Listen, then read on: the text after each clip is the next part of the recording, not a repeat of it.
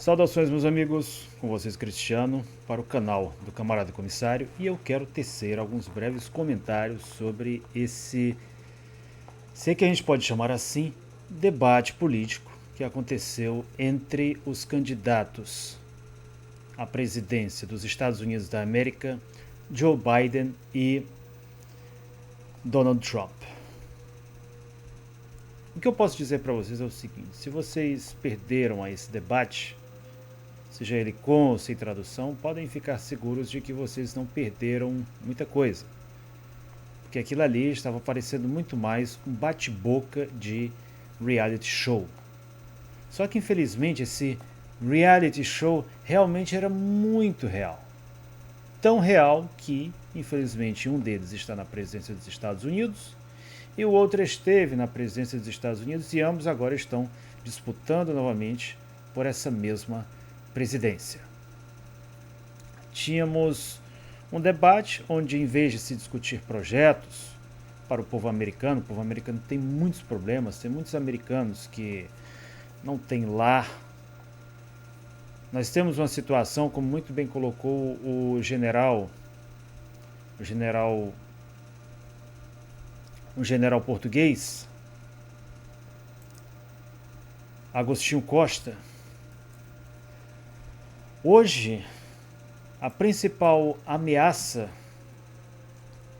para o mundo, o principal problema, o problema que era para ter sido resolvido já para ontem, é a ameaça de uma terceira guerra mundial.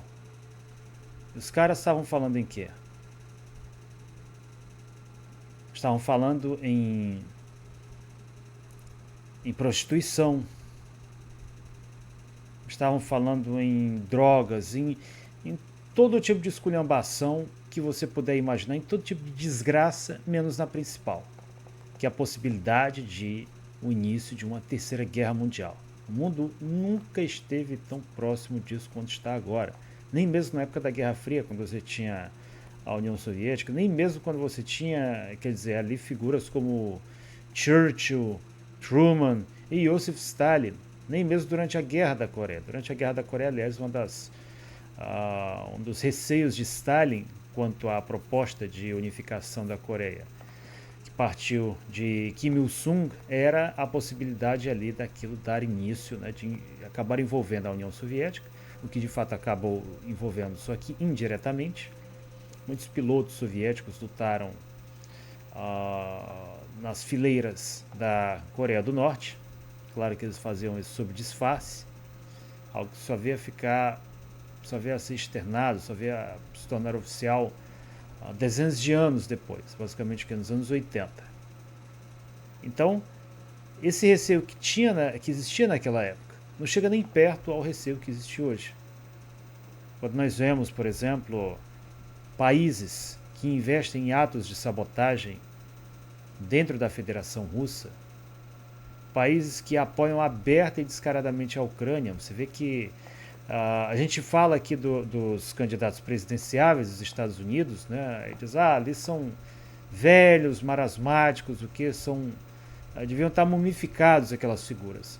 Mas na Estônia a gente tem uma política, uma presidente bastante jovem, que hoje fala abertamente e sem qualquer vergonha em enviar tropas da Estônia para a Ucrânia, para lutar diretamente com as forças russas.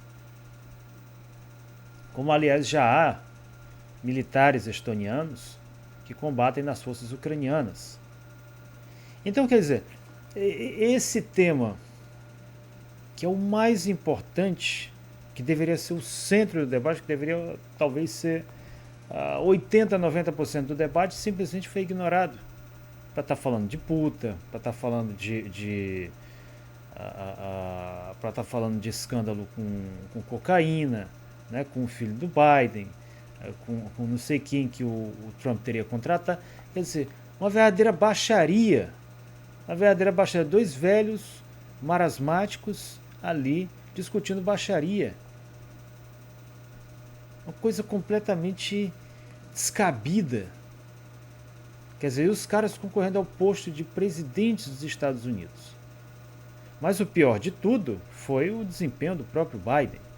E nessas horas a gente vê que tipo de desespero na cena política dos Estados Unidos da América.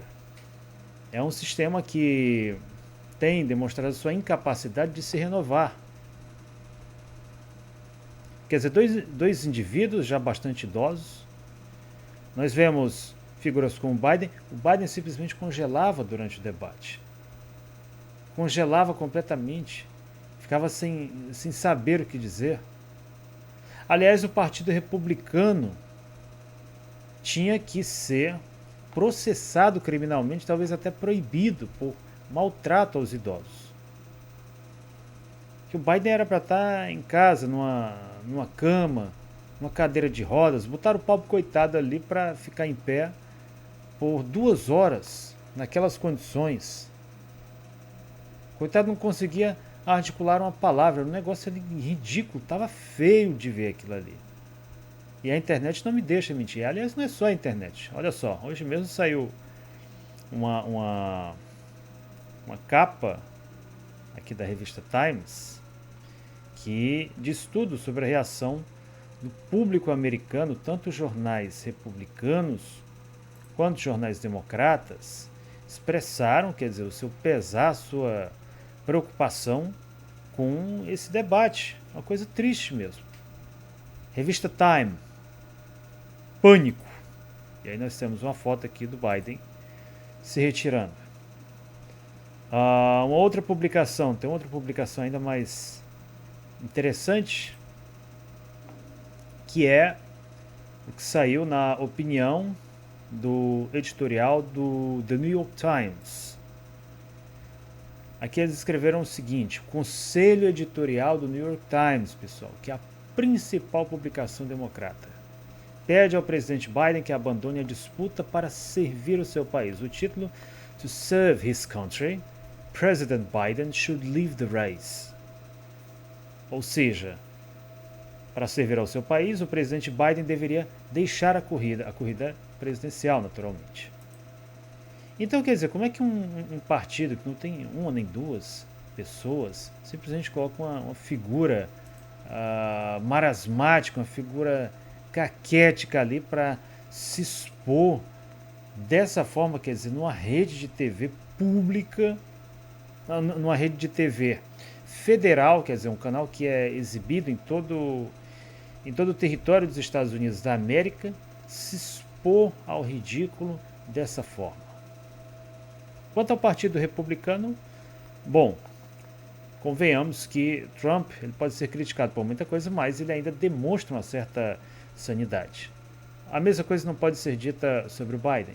Mas porque o Biden é um sujeito idoso? Sim, mas tem muitos idosos que têm muito mais juízo, conseguem pelo menos articular um discurso muito melhor do que o que ele fez, o que ele demonstrou diante das câmeras. Inclusive disseram que ele até tirou umas férias em Camp David, né, para se preparar para o debate e tal, para descansar, mas a gente viu um sujeito completamente despreparado. Aliás, dizem que nos Estados Unidos o Biden não levanta uma caneta se não tiver ali alguém do lado dele. Ele não diz um oi, ele chega nos lugares, isso não é propaganda da mídia russa, isso há vídeos, há gravações, ele chega nos lugares e fica completamente perdido. Desce do carro, olha para um lado, olha para o outro. Como se diz aqui no popular, existe essa expressão aqui no Nordeste, ele desce do carro e fica completamente areado. Minha avó de 83 anos, se eu sair para caminhar 300 metros com ela fica perdida. Né? Ela cansa na caminhada e ainda fica perdida. Só que a minha avó de 83 anos, ela não tem o mesmo suporte, não tem as mesmas condições materiais que um indivíduo de 83 anos dos Estados Unidos do porte do Joe Biden. O sujeito está completamente sem condições de assumir a presidência dos Estados Unidos. Então, mas aí fica a pergunta. A gente vê que se trata, naturalmente, de como se diz no popular, de um velho gagá. A gente vê que se trata de um velho gagá. Claro que não é qualquer velho gagá, não é um um sujeito, um popular aqui no Brasil, nos Estados Unidos, a gente está falando de um presidente dos Estados Unidos cuja saúde possui alto grau de degeneração. A saúde já extremamente frágil. E esse sujeito hoje está na presidência desse país. É claro que, como eu disse, na hora de assinar um papel, na hora de levantar uma caneta, tem alguém para fazer isso para ele. E quem é que está fazendo isso para ele? Quem é que está tomando as decisões relativas às sanções? As decisões de política externa, de política interna também. É claro que há outras pessoas fazendo isso. E nós vemos que essas decisões têm sido desastrosas. São decisões que, de um certo modo, para os Estados Unidos, hoje, se você questiona, por exemplo, vamos supor que a partir de agora fosse assinada uma trégua na Ucrânia. Existe uma opinião do doutor George Friedman, líder de um think tank muito famoso que é a Stratfor. Para você entender a dinâmica da guerra da Ucrânia, você precisa ter pelo menos uma noção do que é a Stratfor, você precisa ter uma noção dos planos da Stratfor, do que é o intermário, de como esse conflito agora foi completamente e cuidadosamente arquitetado a partir de think tanks americanos. E ele disse uma coisa muito sábia.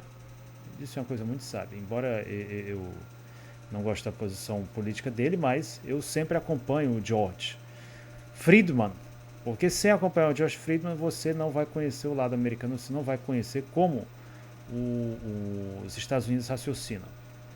Ele disse o seguinte: sem dúvidas, o grande vencedor desse conflito na Ucrânia não vai ser a Rússia, que naturalmente, caso fosse hoje assinada uma paz, uma trégua, ou enfim, qualquer coisa que congelasse esse conflito, iria se declarar como vencedor, até porque, sob uma perspectiva territorialista, nós sabemos que a Rússia, de fato, ocupou vários territórios que antes estavam sob o domínio e sob o controle da Ucrânia.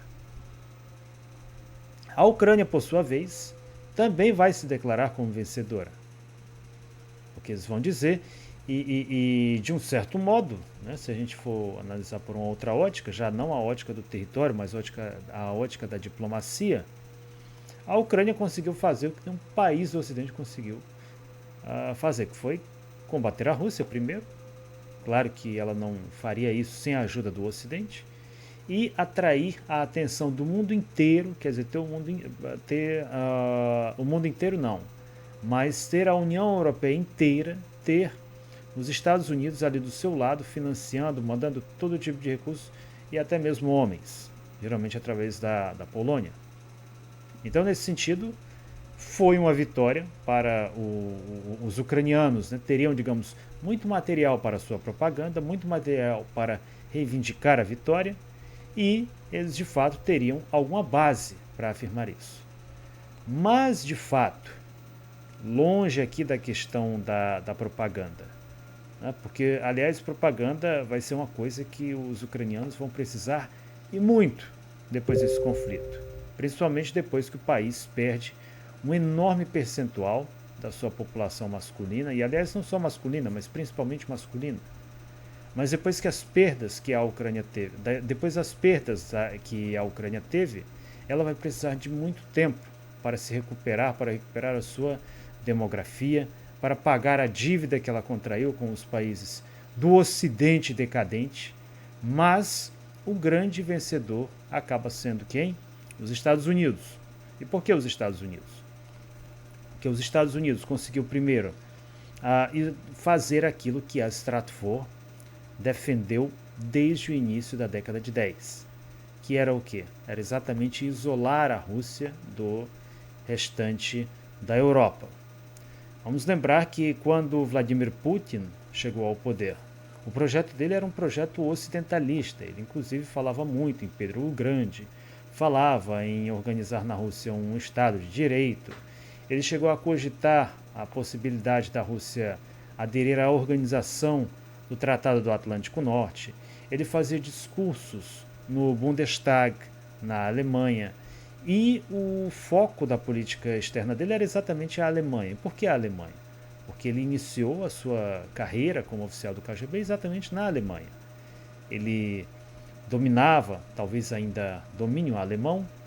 Ele fazia, inclusive, discursos em alemão. É possível encontrar na internet o Putin discursando em alemão. E era um discurso geralmente alinhado com o pensamento liberal do Ocidente. Mas esse Ocidente não tinha interesse em uma Rússia como seu concorrente, principalmente os Estados Unidos e principalmente o seu complexo militar industrial. Porque ter a Rússia na OTAN seria um peso muito grande para o complexo militar industrial americano e também da própria Europa Ocidental. Você ter um concorrente de peso que faz produtos que se mostraram, como se diz, reliable, que se mostraram confiáveis. Não é por acaso que hoje, né, por mais que você se posicione a favor da Ucrânia, a Ucrânia está utilizando equipamentos soviéticos modernizados. Pegaram tanques, quer dizer, dos anos 50 e modernizaram com equipamentos agora da nossa era e que funcionaram. A mesma coisa pode ser dita sobre a Rússia. Fala-se muito sobre as perdas de tanques russos, de tanques ucranianos, mas tem que ver que a maioria desses combates são tanques russos contra tanques ucranianos. Sem falar que a principal ameaça para os tanques hoje, nesse conflito na Ucrânia, não é um outro tanque, e sim uma arma bastante sofisticada, moderna, simples e extremamente barata, chamada drone. É exatamente isso que a Ucrânia começou usando em massa e que a Rússia, para se adaptar, também passou a utilizar. E esses drones se mostraram completamente funcionais, se mostraram capazes de destruir T-80, Leopardo, Abrams, todo tipo de tanque que você pensar, eles são capazes de destruir. Muitas vezes de formas bastante, digamos, pueris. O sujeito ali abre uma escotilha para tomar um pouco de ar e cai uma granada bem em cima da cabeça dele, em uma escotilha daquelas. Depois que caiu ali, pronto. Então, ele explode, não tem modernidade, não tem tecnologia ainda feita para contrapor esse tipo de situação. A não ser, claro, né, que o sujeito ali pegue um fuzil e tem um fuzil, uma escopeta e tem a mira muito boa. Como, aliás, já podemos presenciar em muitos vídeos em que muitas vezes um soldado derruba um drone daqueles tal qual como ele mata um pato em uma caça, por exemplo. Então, nesse sentido, nós vimos que foi um conflito, é um conflito na realidade, em que nós vemos um embate entre a Rússia e o Ocidente, mas quem fica de fora são os Estados Unidos. São os Estados Unidos que, de fato, têm enviado muitos veículos, muitas armas para a Ucrânia, inclusive homens. Logo, o discurso feito pelo Joe Biden de que durante o governo dele nenhum soldado americano perdeu a vida é uma mentira absoluta. Os americanos estão entre as principais baixas dentre os mercenários que hoje lutam a serviço do regime de Kiev.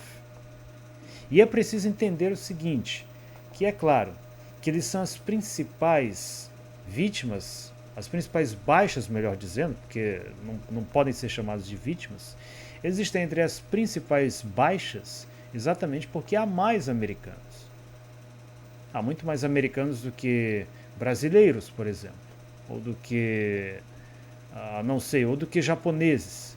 Então você poderia esperar mais americanos morrendo do que mais japoneses morrendo, do que mais coreanos morrendo. Houve coreanos também que lutaram ao lado do regime de Kiev, lutaram e lutam ainda. Suas legiões internacionais, a Karpatskaya Sich, repleta de neonazistas. Os Estados Unidos tiveram, inclusive, um americano que desertou. É verdade que a história dele ainda está sendo estudada, digamos assim. Um americano chamado John McGuire. John McGuire, ele estava na Karpatskaya Sich, tentou inclusive ingressar no Azov. Depois ele se retirou do serviço, após inclusive várias ameaças, seguiu para a Moldávia. Da Moldávia ele seguiu para a Turquia e da Turquia para Moscou. Eu não sei onde ele se encontra nesse exato momento, mas foi uma história impressionante que surpreendeu a muita gente no Ocidente e na própria Rússia.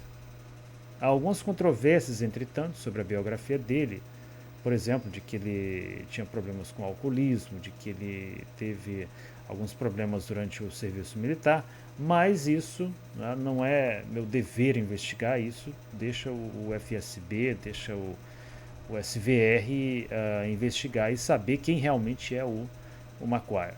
Mas muita coisa que ele disse, e isso é o que realmente interessa, são coisas que nós já dissemos aqui e que, digamos, perdi os cabelos aqui dizendo essas coisas. Por exemplo, sobre neonazistas em unidades ucranianas e tudo isso. Então, quer dizer, essas coisas, essas questões que são mais importantes e que envolvem diretamente a política externa americana não foram discutidas nesse debate. Um debate extremamente medíocre, com acusações baratas, algo mesmo, como eu disse para vocês, no nível de um reality show. Mas, infelizmente, um reality show extremamente realista, né? Um reality show da própria vida real. Nós não vimos projetos, nós não vimos uma proposta de paz. O que nós vimos ali foram declarações. Declarações essas que, vamos lembrar que em época de campanha, um político pode prometer qualquer coisa. Por exemplo, Trump alegou que iria acabar com a guerra na Ucrânia. Só que nós temos que lembrar que o Donald Trump se trata de um candidato à presidência dos Estados Unidos.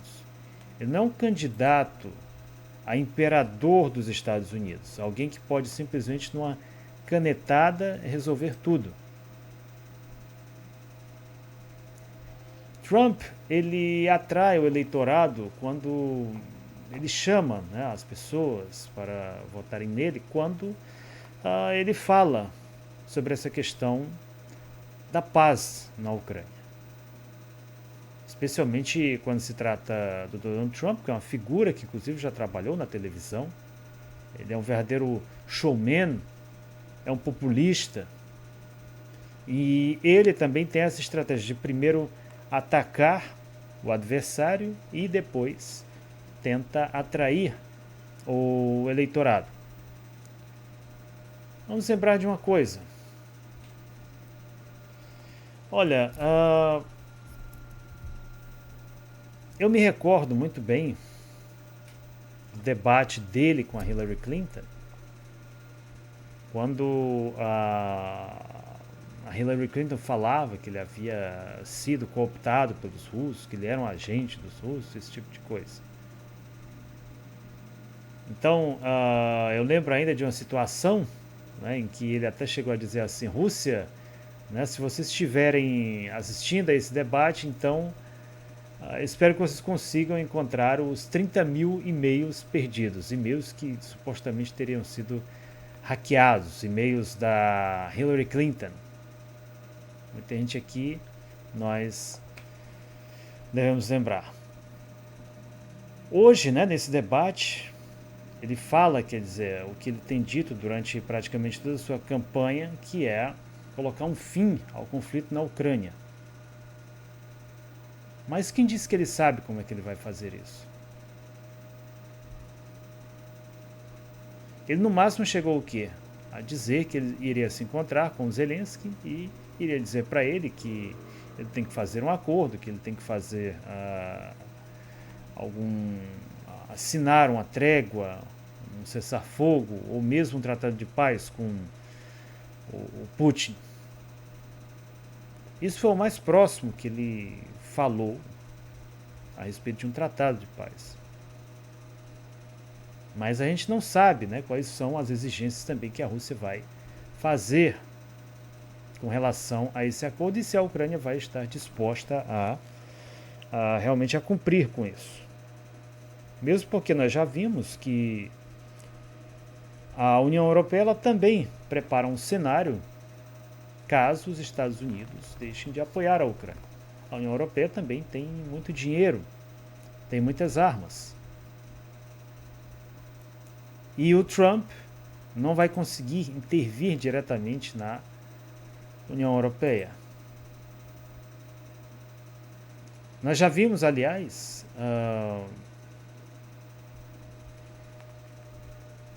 situações completamente absurdas foram publicadas, por exemplo, até mesmo no Washington Post.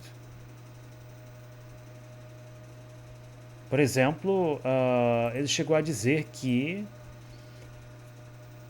bombardearia Moscou e Pequim se a Rússia invadisse a Ucrânia ou a China invadisse Taiwan. Então fazer discurso é uma coisa que qualquer pessoa pode fazer.